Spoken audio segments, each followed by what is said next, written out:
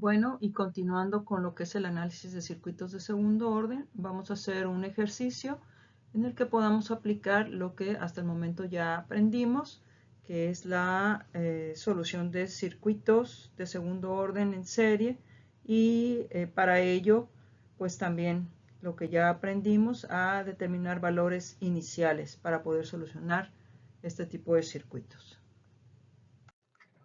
Bueno, entonces ahora para aplicar lo que ya aprendimos para la solución de circuitos RLC en serie, vamos a ver este ejercicio donde nos dicen halle el valor de la corriente con respecto al tiempo, o sea, la función de la corriente en nuestro circuito de la figura 8.10, y suponga que el circuito ha llegado al estado estable en tiempo cero menos, o sea, antes de que este interruptor se abra. ¿Sí? Tendremos que considerar entonces para nuestra evaluación del circuito que antes de que el interruptor se abra, el circuito ya estaba en estado estable, es decir, para tiempo menor a cero, y después haremos los posteriores análisis que sean necesarios para solucionar el circuito. Entonces, bueno, observamos, como ya decíamos, tenemos en este lazo la fuente de los 10 volts, una resistencia de 4 ohms, nuestro interruptor que está abierto, un capacitor de 0.02 faradios, una resistencia de 3 ohms. Y en este otro lazo completan una resistencia de 6 ohms y un inductor de 0.5 henrys. En este tipo de circuitos, donde ya tenemos dos elementos que almacenan energía, el capacitor y el inductor, tenemos que recordar que para nosotros B de T, o la función del voltaje con respecto al tiempo, se refiere al voltaje en el capacitor, y la función I de T está relacionada con lo que sería la corriente en el inductor. Bueno, pues tenemos este circuito y vamos a trabajar el desarrollo de su solución. Comenzamos por considerar nuestro circuito en tiempo menor a cero. Eso quiere decir que nuestro interruptor estaba cerrado, tal y como lo vemos aquí, y nos dijeron que consideráramos que el circuito había llegado al estado estable. Es decir, el capacitor se comporta como un circuito abierto y el inductor se comporta como un cortocircuito, de tal manera que la estructura de nuestro circuito queda de esta forma. Entonces, vamos a comenzar por calcular el valor de la corriente en el inductor para tiempo menor a cero. En ese caso, como podemos observar, tenemos un solo lazo, ya que el capacitor se comporta como un circuito abierto y la resistencia no está conectada, no tiene corriente. Entonces, la corriente se mueve por todo el lazo de la periferia del circuito. Para calcular lo que es la corriente en el inductor, únicamente tenemos que utilizar la ley de Ohm, de tal manera que la corriente en tiempo cero menos es igual al voltaje entre la resistencia que presenta nuestro circuito, lo cual nos da un resultado de una corriente de 1 amper. Al hacer estas consideraciones, entonces, para poder calcular el voltaje o el valor del voltaje inicial en el capacitor, tendremos que observar nuevamente que al no haber un flujo de corriente en la rama donde está el capacitor y la resistencia de los 3 ohms, en nuestra resistencia no habrá una caída de potencial. Es entonces como si no existiera, ya lo habíamos comentado. Entonces, bueno, pues ¿cuál será el voltaje en nuestro capacitor? Como dijimos que el circuito llegó al estado estable y el inductor se comporta como un cortocircuito, es como si el capacitor o este circuito abierto, que ahora es el comportamiento del capacitor, estuviese en paralelo con la resistencia de los 6 ohms. De ahí que podemos decir que el voltaje en cero menos en el capacitor tiene el mismo valor que el voltaje en la resistencia de los 6 ohms. Entonces, podemos utilizar la herramienta del divisor de voltaje para poder determinar este voltaje en la resistencia de los 6 ohms y encontrar el voltaje en cero menos o un instante antes de tiempo igual a cero en nuestro capacitor. lo cual nos da un resultado de 6 volts como el voltaje o el valor inicial del voltaje en nuestro capacitor. Bueno, entonces ahora, como ya encontramos los valores iniciales del voltaje en el capacitor y de la corriente en el inductor, ahora corresponde a que hagamos el análisis de nuestro circuito para tiempo mayor a cero. Es decir, ¿qué pasa después de que el interruptor se abre? Si nosotros observamos nuestro circuito, cuando esto suceda, eso quiere decir que la fuente ya no va a surtir corriente al resto del circuito. Solamente la resistencia de los 4 ohms y hasta ahí se va a quedar la corriente. Entonces, todo lo que está del lado izquierdo del circuito, es decir, la fuente de los 10 volts y la resistencia de los 4 ohms, pues ya está desconectada. Y únicamente nos vamos a quedar con lo que está del lado derecho, es decir, el lazo cerrado del lado derecho de nuestro circuito. Entonces, como ya comentábamos, únicamente nos vamos a quedar con el lazo cerrado que incluye al capacitor, al inductor y a las dos resistencias, la de 3 y las de 6 ohms, que como todos estos elementos están conectados en serie, nosotros podemos encontrar una resistencia equivalente igual a la suma de estas dos resistencias, de tal manera que tendríamos un circuito RLC sencillo para analizar. Entonces, en este caso, como ya lo habíamos visto en nuestra clase, vamos a calcular las constantes alfa y omega sub 0, que están definidas como R entre 2L, la constante alfa, para la cual si sustituimos los valores que tenemos en nuestro circuito nos queda con un valor de 9, y omega sub 0, que está definida como 1 entre la raíz cuadrada del producto de la inductancia por la capacitancia. Sustituyendo los valores que tenemos en nuestro circuito, nos da un valor de 10 para omega sub 0. De todos los casos que analizamos para la solución de nuestra ecuación diferencial de segundo orden, este corresponde al caso subamortiguado. Y si recuerdan, las raíces de nuestra solución, nuestra ecuación general, son de la forma compleja conjugada. Es decir, S sub 1 es igual a menos alfa más J omega D, y S sub 2 es igual a menos alfa menos J por omega sub D, donde recordamos que omega sub D es igual a la raíz cuadrada de omega sub 0 al cuadrado menos alfa al cuadrado. Y esto nos lleva a que la forma de la ecuación de nuestra función de la corriente en el inductor y en el circuito en general, porque es un circuito en serie, es igual a E a la menos alfa por T por B sub 1 por el coseno de omega sub D por T más B sub 2 por el seno de omega sub D por T. Esta sería la forma de nuestra ecuación. Como podemos observar, el valor de alfa ya lo conocemos, el valor de omega sub D también ya los podemos determinar, y entonces nos quedaría por determinar las constantes B sub 1 y B sub 2 para poder encontrar la expresión completa de la función de la corriente de nuestro circuito RLC en serie.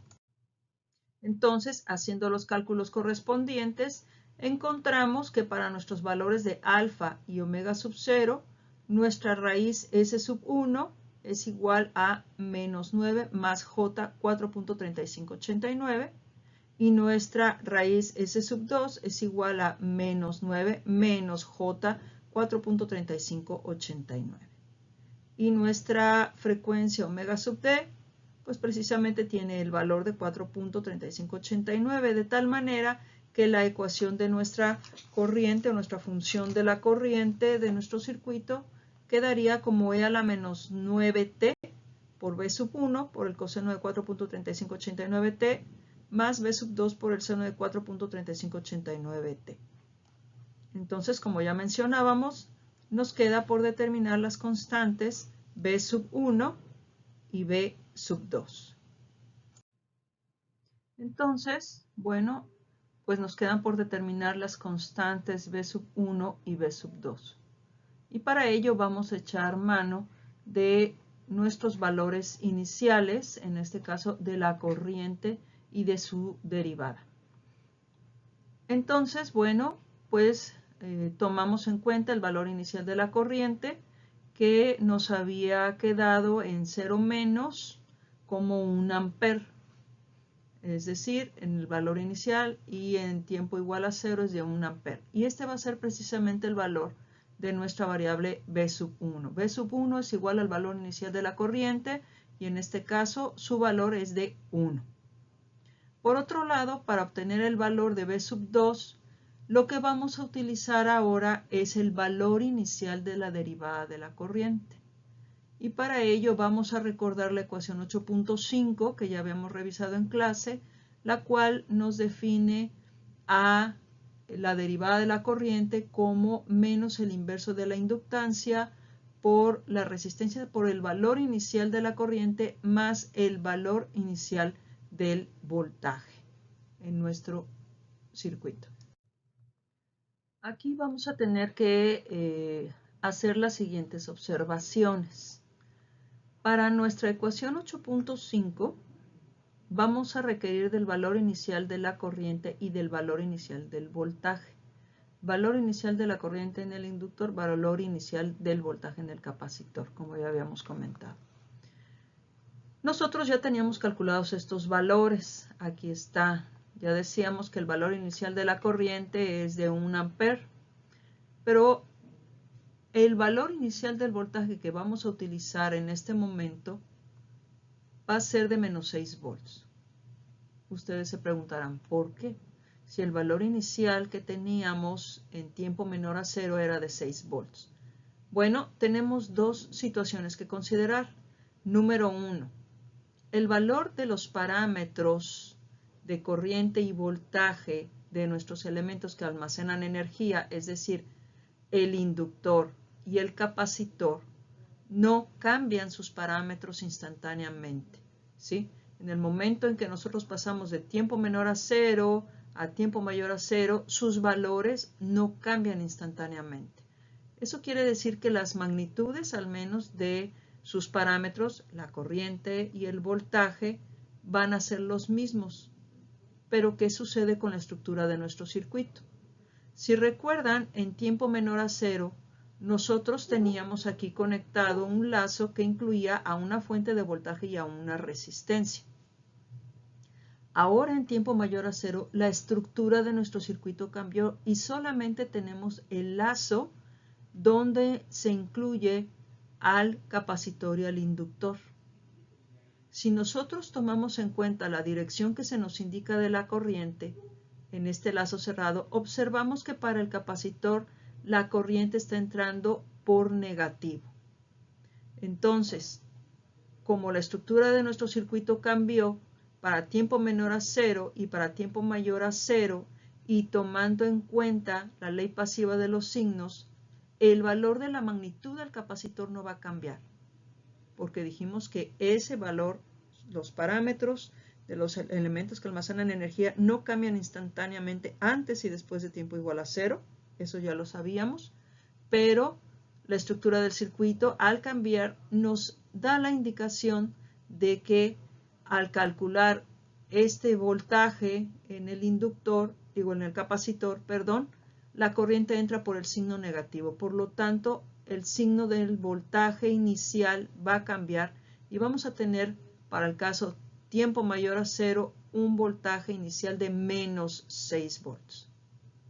Por lo tanto, sustituyendo estos valores iniciales de los que requerimos en la ecuación 8.5, obtenemos que el valor inicial de la derivada va a quedar igual a menos 6 amperes por segundo. Muy bien, entonces, bueno, ya determinamos la constante B sub 1. Ahora nos queda por determinar la constante B sub 2. Porque si recuerdan, la forma de la función de la corriente en nuestro circuito RLC en serie es esta, en la que tenemos involucrada obviamente la variable del tiempo, pero también a las constantes B sub 1 y B sub 2. Nuestra constante B sub 1 ya la determinamos, Entonces ahora vamos a encontrar a nuestra constante B sub 2. Para eso vamos a tomar esta expresión de la corriente, de esta función de la corriente, y la vamos a derivar. Porque recuerden que nosotros necesitamos utilizar valores iniciales para poder determinar completamente esta ecuación de nuestra corriente. Específicamente esos valores iniciales del voltaje de la corriente, del valor inicial de la derivada del voltaje, el valor inicial de la derivada de la corriente, nos van a servir para determinar estas constantes B sub 1 y B sub 2. Como decíamos, B sub 1 ya está determinada y su valor es igual al valor inicial de la corriente en el circuito RLC en serie. Para poder determinar nuestra constante B sub 2, vamos a utilizar el valor inicial de la derivada de nuestra función de la corriente, la cual ya está desarrollada aquí.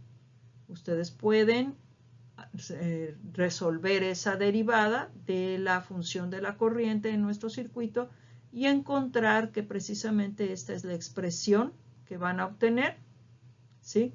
O ya reacomodando los términos y tomando términos en común, simplificando, etcétera, etcétera, esta es la ecuación que les va a quedar. Ahora, nosotros queremos evaluar esta derivada en tiempo igual a 0. ¿Por qué? Porque dijimos que necesitamos encontrar el valor inicial de la derivada de la corriente. Tomaremos entonces esta ecuación y la evaluaremos en t igual a 0, lo cual nos queda en esta expresión. Ahora, si observamos, esta ecuación depende todavía de las variables B sub 1 y B sub 2. Como ya encontramos en la slide anterior, B sub 1 ya la tenemos definida, tiene un valor de 1, de tal manera que al sustituirla en esta expresión, nos quedaría que el valor inicial de la derivada es igual a menos 9 más 4.3589 veces B sub 2. Seguimos teniendo una ecuación en términos de B sub 2. Sin embargo, si recuerdan de la slide anterior, nosotros habíamos hecho un cálculo del valor de la derivada utilizando la ecuación 8.5 en tiempo igual a 0. Y esta solución nos había dado un valor de menos 6 amperes por segundo. Entonces, yo puedo sustituir este valor, ¿sí? Esta imposición que acabo de encontrar, en esta ecuación donde todavía no resuelvo para B sub 2 y resolver precisamente para esta variable B sub 2. Entonces encontramos que nuestra variable B sub 2, o nuestra constante más bien, B sub 2 tiene un valor de .6882. De esta forma, observando la forma de nuestra ecuación de la corriente y sustituyendo los valores que ya encontramos para nuestras constantes B sub 1 y B sub 2, nos quedaría ahora sí ya totalmente definida la ecuación de la corriente de nuestro circuito RLC en serie sin fuentes como E a la menos 9 por T por 1.